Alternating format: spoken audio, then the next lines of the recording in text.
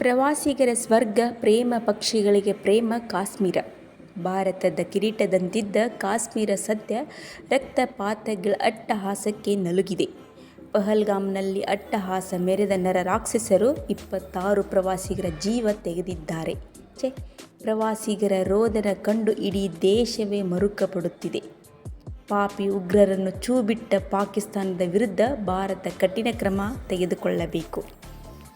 ಜಮ್ಮು ಕಾಶ್ಮೀರದ ಅನಂತನಾಗ್ ಜಿಲ್ಲೆಯ ಪಹಲ್ಗಾಮ್ ಬೈಸರ್ನ ಕಣಿವೆ ಪ್ರದೇಶದಲ್ಲಿ ಉಗ್ರರು ಮಂಗಳವಾರ ನಡೆಸಿದ ಪ್ರವಾಸಿಗರ ನರಮೇಧದಲ್ಲಿ ಪಾಕಿಸ್ತಾನ ಸೇನೆ ಹಾಗೂ ಗುಪ್ತಚರ ಸಂಸ್ಥೆ ISI ಕೈವಾಡವಿರುವ ಶಂಕೆ ಬಲವಾಗಿ ವ್ಯಕ್ತವಾಗಿದೆ. ಸುತ್ತು ಜಗತ್ತಿಗೆ ಸ್ವಾಗತ. ನಮಸ್ಕಾರಗಳು ಸ್ನೇಹಿತರೆ. ಪ್ರಧಾನಿ ನರೇಂದ್ರ ಮೋದಿ ನೇತೃತ್ವದ ಕೇಂದ್ರ ಸರ್ಕಾರ ಕಾಶ್ಮೀರ ಕಣಿವೆಯಲ್ಲಿ 370ನೇ ವಿಧಿಯನ್ನು ರದ್ದುಗೊಳಿಸಿದ ನಂತರ ಅಲ್ಲಿ ಉಗ್ರರ ಅಟ್ಟಹಾಸ ಕಡಿಮೆಯಾಗಿತ್ತು. ಭದ್ರತಾ ಪಡೆಗಳು ಉಗ್ರರನ್ನು ದೊಡ್ಡ ಮಟ್ಟದಲ್ಲಿ ಮಟ್ಟ ಹಾಕಿದ್ದವು. ಕಣಿವೆಯಲ್ಲಿ ಅಭಿವೃದ್ಧಿ ಚಟುವಟಿಕೆಗಳು ಗರಿಗೆದರಿ ಪ್ರವಾಸೋದ್ಯಮಕ್ಕೆ ಉತ್ತೇಜನ ಸಿಕ್ಕಿತ್ತು. ಆದರೆ ಇದನ್ನು ಸಹಿಸದ ಪಾಕ್ ಕೃಪಾಪೋಷಿತ ಉಗ್ರ ಸಂಘಟನೆಗಳು ಸ್ಥಳೀಯ ಉಗ್ರರ ನೆರವಿನೊಂದಿಗೆ ವಲಸೆ ಕಾರ್ಮಿಕರನ್ನು ಗುರಿಯಾಗಿಸಿಕೊಂಡು ದಾಳಿ ನಡೆಸಿದ್ದವು. ಈಗ ಪ್ರವಾಸಿಗರನ್ನು ಗುರಿಯಾಗಿಸಿಕೊಂಡು ದೊಡ್ಡ ಮಟ್ಟದಲ್ಲಿ ದಾಳಿ ನಡೆಸಿದೆ. ಅಮೆರಿಕ ಅಧ್ಯಕ್ಷ JD ವ್ಯಾನ್ಸ್ ಅವರ ಭಾರತ ಭೇಟಿ ವೇಳೆಯೇ ಇಂಥದ್ದೊಂದು ದಾಳಿ ನಡೆಸುವ ಮೂಲಕ ಅಂತಾರಾಷ್ಟ್ರೀಯ ವೇದಿಕೆಗಳಲ್ಲಿ ಕಾಶ್ಮೀರ ವಿವಾದವನ್ನು ಜೀವಂತವಾಗಿಡಬೇಕೆಂಬ ಪಾಕ್ ಕುತಂತ್ರ ಮತ್ತೊಮ್ಮೆ ಸಾಬೀತಾಗಿದೆ. ಘಟನಾ ಸ್ಥಳದಲ್ಲಿ ದೊರೆತಿರುವ ಅತ್ಯಾಧುನಿಕ ಶಸ್ತ್ರಾಸ್ತ್ರಗಳು, ಉಗ್ರರು ಬಳಸಿದ್ದ AK-47 ರೈಫಲ್ಗಳು, ಸಂಪರ್ಕ ಸಾಧನಗಳು, ಉಗ್ರರಿಗೆ ನೀಡಲಾಗಿದ್ದ ಅಗತ್ಯವಿದ್ದ ಸಾರಿಗೆ ಹಾಗೂ ವಸತಿ ವ್ಯವಸ್ಥೆಯ ಅಂಶಗಳು ದಾಳಿಯ ಹಿಂದಿನ ದುಷ್ಟಶಕ್ತಿ ಪಾಕಿಸ್ತಾನ ಎಂಬುದನ್ನು ಬೊಟ್ಟು ಮಾಡಿ ತೋರಿಸುತ್ತಿದೆ. ಈ ದಾಳಿ ಹಿಂದೆ ಜಿಹಾದಿ ಪ್ರೇರಣೆ ಇದೆ. ಪಾಕ್ ಸೇನಾ ಮುಖ್ಯಸ್ಥ ಅಸೀಂ ಮುನೀರ್ ಹಾಗೂ ಲಷ್ಕರೆ ಉಗ್ರ ಅಬು ಮೌಸಾ ಪಹಲ್ಗಾಮ್ ನರಮೇಧದ ಹಿಂದಿನ ದುಷ್ಟಶಕ್ತಿಗಳು ಎಂಬುದು ತಿಳಿದುಬಂದಿದೆ. ಏಪ್ರಿಲ್ 16 ಹಾಗೂ 18ರಂದು ನಡೆದ 2 ಪ್ರತ್ಯೇಕ ಕಾರ್ಯಕ್ರಮದಲ್ಲಿ ಇಬ್ಬರು ಪ್ರಾಯೋಜಿತ ಜಿಹಾದಿ ಮಾತುಗಳು ದಾಳಿಗೆ ಕಾರಣವಾಗಿದೆ. ಏಪ್ರಿಲ್ 16ರಂದು ಭಾರತ ಪಾಕಿಸ್ತಾನ ವಿಭಜನೆ ಕುರಿತು ಪ್ರಚೋದಿತ ಹೇಳಿಕೆ ನೀಡಿದ ಮೊಹಮ್ಮದ್ ಅಲಿ ಜಿನ್ನಾರನ್ನು ಹೊಗಳಿದ್ದ ಸೇನಾ ಮುಖ್ಯಸ್ಥ ಅಸೀಂ ಮುನೀರ್, ಹಿಂದೂಗಳಿಗಿಂತ ಮುಸ್ಲಿಮರು ಶ್ರೇಷ್ಠ, ನಮ್ಮ ಸಂಪ್ರದಾಯ ಆಲೋಚನೆಗಳು ಭಿನ್ನ ಎಂಬ ಕಾರಣಕ್ಕೆ ಪ್ರತ್ಯೇಕ ಪಾಕಿಸ್ತಾನ ರಾಷ್ಟ್ರ ಸೃಷ್ಟಿಸಲಾಯಿತು.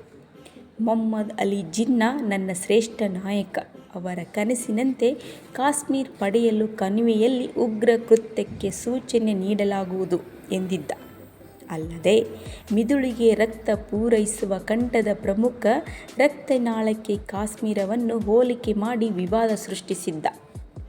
ಮತ್ತೊಂದೆಡೆ ಸಂವಿಧಾನದ 370ನೇ ವಿಧಿ ರದ್ದು ಮಾಡಿದ ಭಾರತದ ವಿರುದ್ಧ ಸೇಡು ತೀರಿಸಿಕೊಳ್ಳಲು ಲಷ್ಕರೆ ಉಗ್ರ ಅಬು ಮೌಸಾ ಕರೆ ನೀಡಿದ್ದ. ಪಾಕ್ ಆಕ್ರಮಿತ ರಾವಲ್ಕೋಟ್ನಲ್ಲಿ ಏಪ್ರಿಲ್ 18ರಂದು ನಡೆದಿದ್ದ ರ್ಯಾಲಿಯಲ್ಲಿ ಭಾರತದ ವಿರುದ್ಧ ಜಿಹಾದ್ ಘೋಷಣೆ ಮಾಡಿದ್ದ ಮೌಸಾ, ಕಾಶ್ಮೀರದಲ್ಲಿ ರಕ್ತ ದೋಕುಳಿಯಾಡಲು ಸೂಚನೆ ನೀಡಿದ್ದ.